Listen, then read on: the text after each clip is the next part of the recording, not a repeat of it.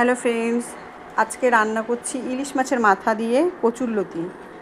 আমি first time কেটেছি, মানে এর আগে কখনো কাটিনি, কিন্তু আমি রান্না করেছি। তো বেশি কিছু মশলা দিইনি, একদম হালকা মশলা দিয়েই করছি। হলুদ গুঁড়ো দিয়েছি, জিরের গুঁড়ো আর ধনে গুঁড়ো, আর কাঁচা লঙ্কা চিড়ে দিয়েছি, তেজপাতা কালো জিরে ফোড়নে দিয়েছি, 2 পিস রসুন দিয়েছি। ব্যাস এই দিয়েই, আর একটু চিনি, ব্যাস আর কিছু না। এই দিয়েই করছি।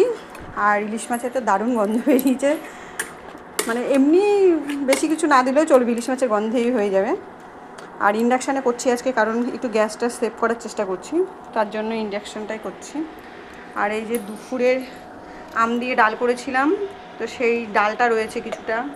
আর এখন করব ভাত, চাল ঠাল ধুয়ে রেডি করে রেখেছি, তার সাথে বাঁধাকপি সেদ্ধ। বাঁধাকপি সেদ্ধ তোমরা কে কে খেয়েছো কমেন্ট করো। আমি আগে খেতাম না এত সবজি টবজি, এখন একটু খাই। তো বাঁধাকপি সেদ্ধটা আলু সেদ্ধ যেমনি করে আমরা মাখি, নুন তেল কাঁচা লঙ্কা টঙ্কা দিয়ে, ব্যাস অমনি করেই এটা মেখে খাবো। তো খেতে ভালোই লাগে, তোমরা ট্রাই করতে পারো, যে দারুণ হয়। আর একটা জিনিস, আজকে যখন লতিটা কাটছিলাম আমার তো একটু হাতটা চুলকোয়নি।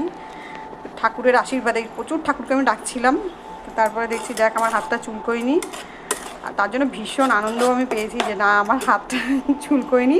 তাহলে নেক্সট টাইম আমি আবার ট্রাই করতে পারবো, মানে কাটতে পারবো নিজেই। তো আজকে এই আমাদের রাতের খাবার।